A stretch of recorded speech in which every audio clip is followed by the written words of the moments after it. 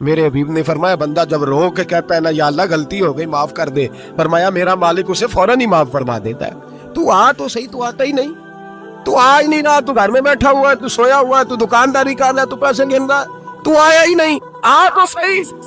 بلکہ میرے نبی پاک فرماتے ہیں جب اللہ پاک کا بھاگا ہوا غلام آتا ہے پھر تو اللہ زیادہ راضی ہوتا ہے، پھر تو اللہ زیادہ راضی ہوتا ہے، زیادہ راضی ہوتا ہے، تو آ تو صحیح، پہنچ تو صحیح۔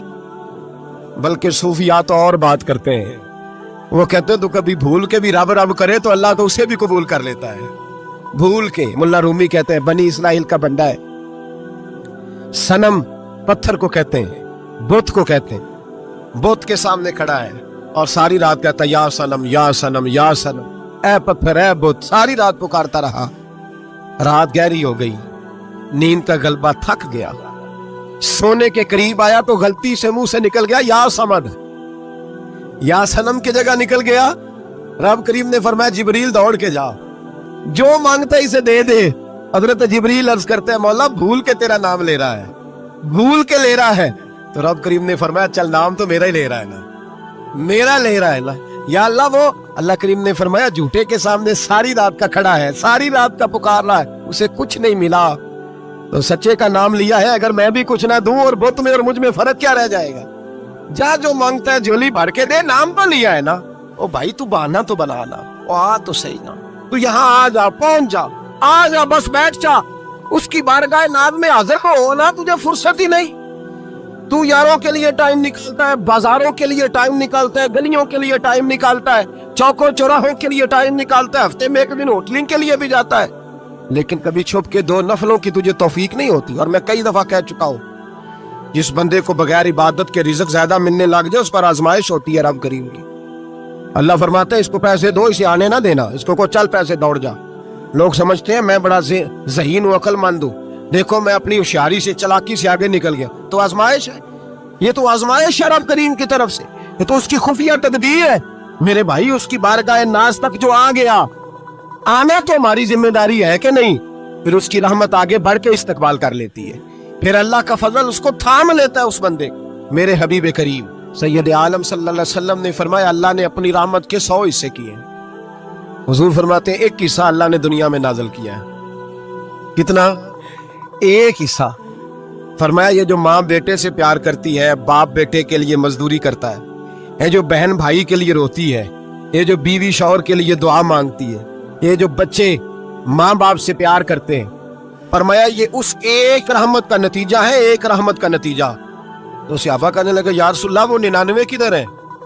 نبی پاک نے فرمایا رب کریم نے سنبھالی ہوئی ہے، قیامت کے دن تمہیں عطا فرمائے گا۔ حضرت حبیب اجمی رحمت اللہ علیہ فرماتے ہیں میں سود کا کاروبار کرتا تھا توبہ کرنے سے پہلے، کئی دفعہ میں نے توبہ کی تھی، لیکن میری اس توبہ کے اندر صداقت نہیں ہوتی تھی۔ میرا دل بھی گواہی دیتا تھا کہ یہ نا بہت سارے بندے کہتے ہیں آئندہ نہیں کرتا، آئندہ نہیں کرتا، وقت ٹپاتے ہیں، جس طرح بندوں کو دھوکہ دیتے ہیں اس طرح معاذ اللہ توبہ بھی اسی طرح کی کرتے ہیں، لیکن بعد میں دوبارہ اسی ڈگر پہ چل نکلتے ہیں جس میں پہلے ہوتے ہیں۔ آپ فرماتے ہیں میں کئی دفعہ توبہ کرتا تھا تو توڑ دیتا تھا۔ آج میں نے توبہ کی، کس طرح کی؟ سود کا میں دھندا کرتا تھا تو میں سود کے پیسے لایا، گوشت پکنے کو دیا بیوی کو سود کے پیسوں کا، یعنی بیوی نے ہنڈیا چڑھائی، تھوڑی دیر گزری تو وہ سارا گوشت خون بن گیا۔ میری بیوی اٹھا کے لائی، کہنے لگی لے جا یہ جو تو غریبوں کا خون نچوڑ کے لایا تھا نا، یہ خون بن گیا، خود بھی پی اور اولاد کو بھی پلاؤ۔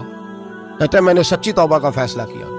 آج میں نے، پہلے میں سچی توبہ کا ارادہ نہیں کرتا، آج سچی توبہ کا فیصلہ کیا اور میں نکلا حضرت حسن بصری کے پاس گیا، ان کی بیعت ہوا، توبہ کی، انہوں نے مجھے اعمال بتائے، کھری توبہ کی۔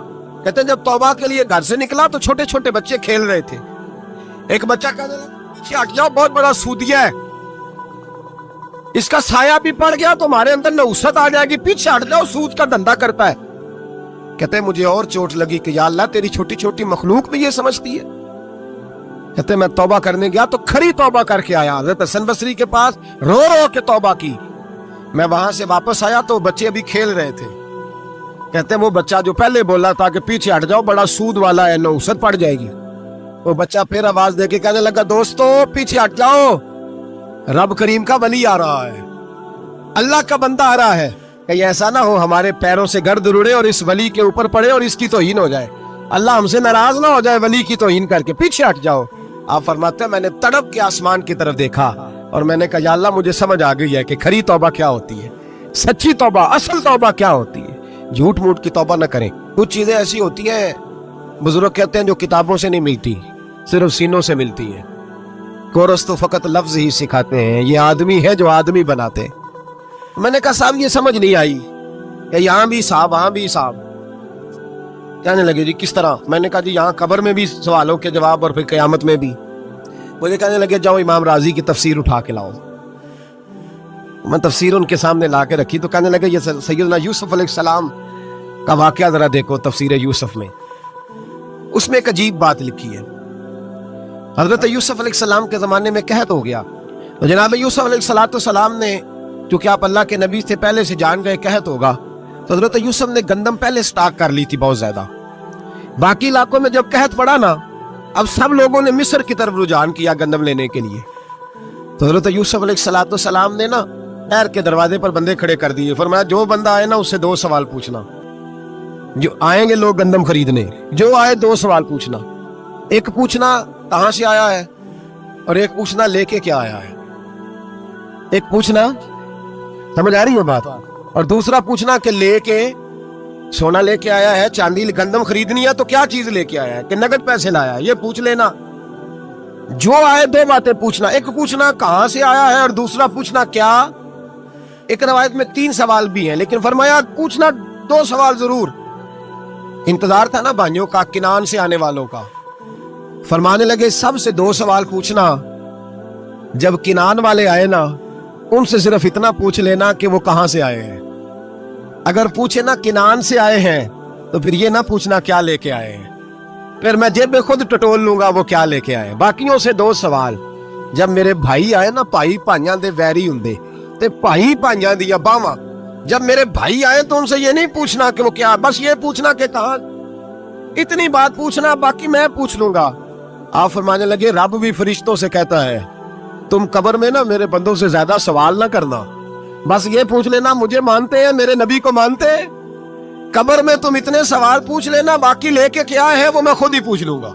فرشتوں کے سامنے رب کریم اپنے بندے کو بے آبرو کرنا، بس تو یہ بتا دے اللہ رسول کو مانتا ہے کہ نہیں، باقی جو تیرا حساب کتاب ہے نا اللہ فرماتے ہیں میں قیامت میں کر لوں گا، میں پوچھ لوں گا اس کا کیا علاج کرنا ہے، بس تم اتنا بتا دو مجھے مانتے ہو، میرے رسول کو، میرے بھائی، میرے نبی کریم علیہ السلام فرماتے ہیں جو بندہ توبہ کرنے والا تھا، اللہ کی بارگاہ میں آنے والا تھا، بار بار توبہ کرتا تھا، احساس رہتا تھا، اسے احساس تھا، آیا کرتا تھا، پھر بھی غلطیاں ہو گئی، قیامت کے دن رب کریم اپنے فضل کی چادر اس پہ ڈالے گا، فضل کی چادر ڈالے گا، اور رب کریم اس سے پوچھے گا یہ گناہ کیا تھا، اور نبی پاک فرماتے ہیں اس نے بڑے بھی گناہ کیے، اللہ چھوٹے چھوٹے گناہوں کے بارے میں پوچھے گا، یہ غلطی کی تھی، یہ گناہ، بندہ ڈر رہا ہے، وہ کہہ رہا ہے پتہ نہیں سزا کیا ملے گی، کیونکہ دنیا میں بھی ڈرتا رہا، یہاں بھی ڈر رہا ہے، شرط یہ ہے کہ احساس والا ہو، آتا رہو، پھر بھی غلطیاں ہو گئی، خیال کرتا تھا، محنت کرتا تھا، نیک ہونے کی جدوجہد کرتا تھا، کوتاہیاں رہ گئی، یہ گناہ کیا تھا یا اللہ بھول گیا تھا، یہ گناہ کیا اللہ مجھ سے غلطی ہو، یہاں بھی کیا تھا یا اللہ غلطی ہو گئی۔ نبی پاک صلی اللہ علیہ وسلم فرماتے ہیں چھوٹے چھوٹے گناہ اللہ دکھا رہا ہے اور اس سے کہہ رہا ہے یہ کیا تھا مانتا جا رہا ہے۔ رب کریم فرماتا ہے پتہ ہے میں تیرے ساتھ کیا کرنے والا ہوں، ٹانگیں کانپ گئی، یا اللہ پتہ نہیں، فرمایا میں تجھے ان گناہوں کے بدلے نیکیاں دینے لگا ہوں، ان گناہوں کے بدلے نیکیاں۔ نبی پاک فرماتے ہیں فٹافٹ ہی بول پڑا، کہنے لگا یا اللہ میں نے تو بڑے بڑے گناہ بھی کیے، اگر تو نے گناہوں کے بدلے نیکیاں دے دیا تو میرے تو بڑے بڑے وہ دوسرے کدھر ہیں؟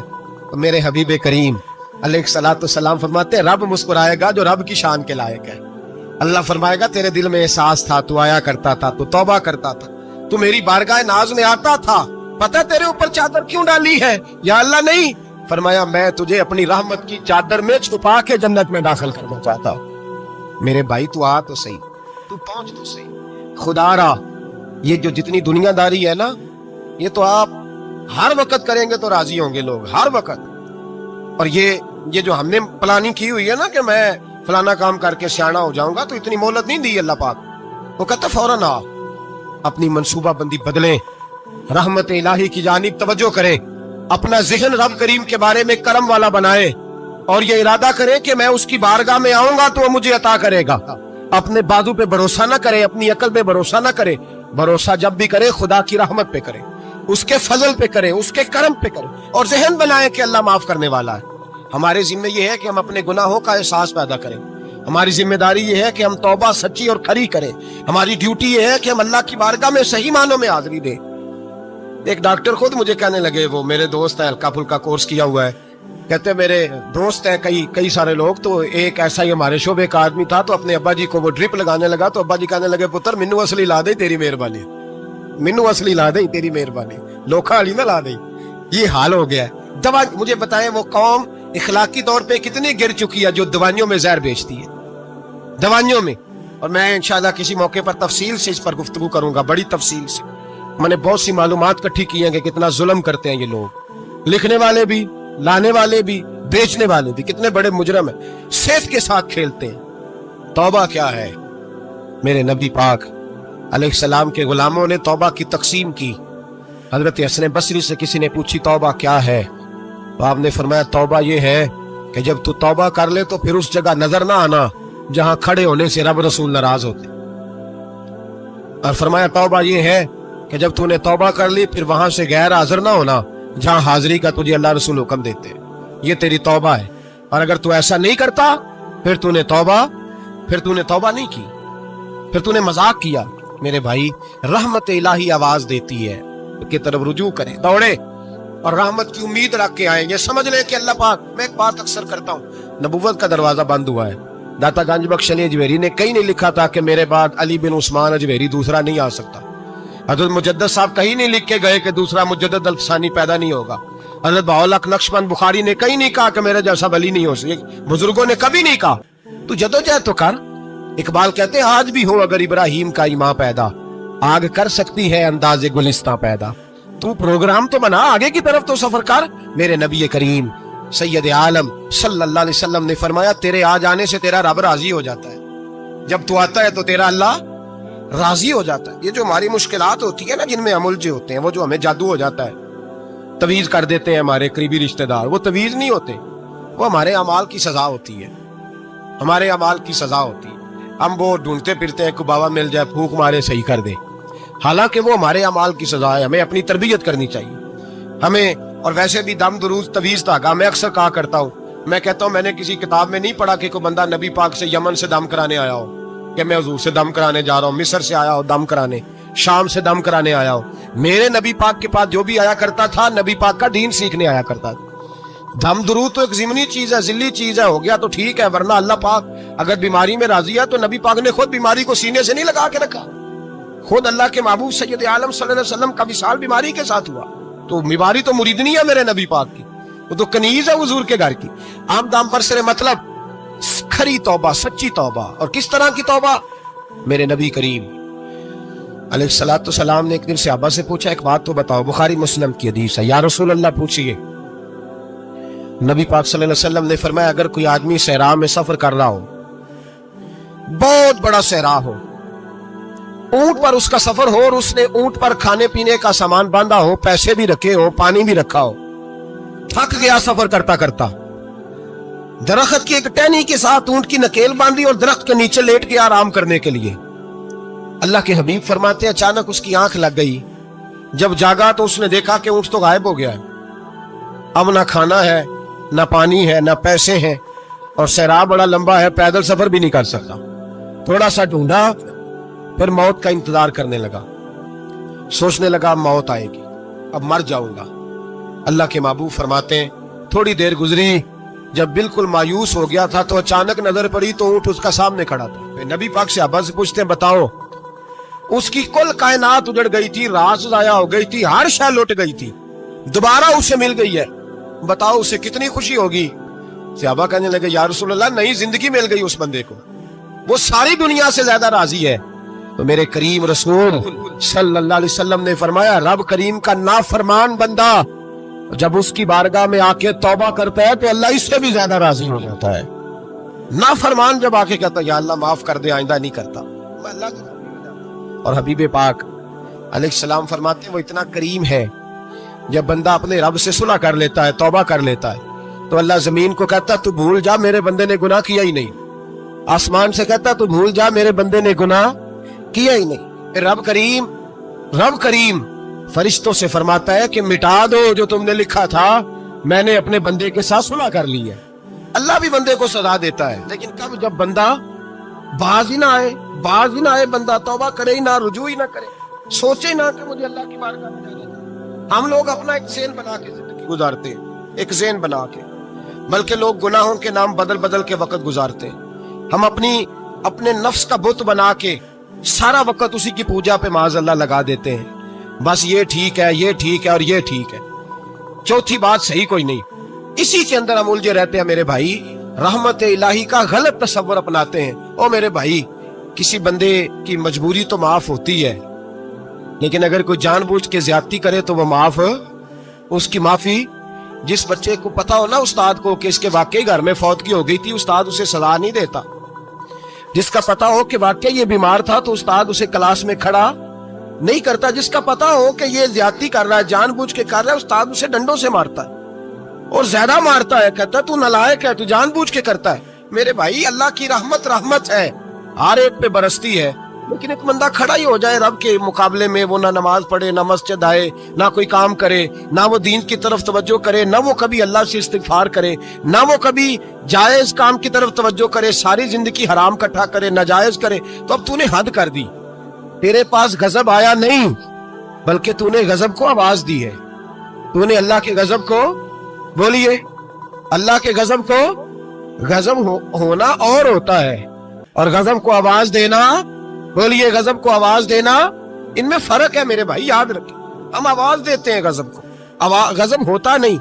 अगर झूठ नहीं छोड़ना, फरेब नहीं छोड़ना, हमने मस्जिद की हाजिरी की पाबंदी नहीं करनी, तो फिर तौबा के लफ्ज पुकारना धोखा है, फिर ये धोखा है, फिर ये मजाक है। फिर मजाक ना करें, आना है तो खरी तौबा के इरादे से आए, खोल के आए। हम जब किसी रिश्तेदार को राजी करने जाते हैं ना, नाराज हो, तो हमें पता चल जाता है कि ये वक्त टपाने आया या राजी हो गया। दो किस्म के लोग होते हैं, कहते हैं चलो बरादरी आ गई है, मैं चलता हूँ, पर किस तरह? टाइम पे टाइम आऊंगा, 200 दे के घर आ जाऊंगा। और जो राजी हो जाते हैं ना, वो 2 दिन पहले आते हैं, देगों का भी ख्याल करते हैं, मुलाकात करते हैं, वो कपड़े भी नहीं बदलते। फर्क होता है राजी होने में। बात की समझ आ रही है आप? हम तौबा करने आते हैं अल्लाह की बारगाह में, क्या हमें पता नहीं चलता कि हमने तौबा किया, रब राजी हुआ है कि नहीं हुआ? हमारा ईमानी रिश्ता तो है ना अपने रब से, रूह का ताल्लुक तो है ना, तो हमें अंदाजा होता है कि अल्लाह राजी हो गया कि नहीं। अंदाजा तो होना चाहिए ना। ये बात कहने की नहीं, ये बात महसूस करने की है, इसको महसूस करें। हम जब अल्लाह की बारगाह में आए तो फिर हमें अंदाजा होना चाहिए कि मैंने मना लिया है कि नहीं मना सका, मैं उसको राजी करके उठ रहा हूं कि नहीं उठ रहा।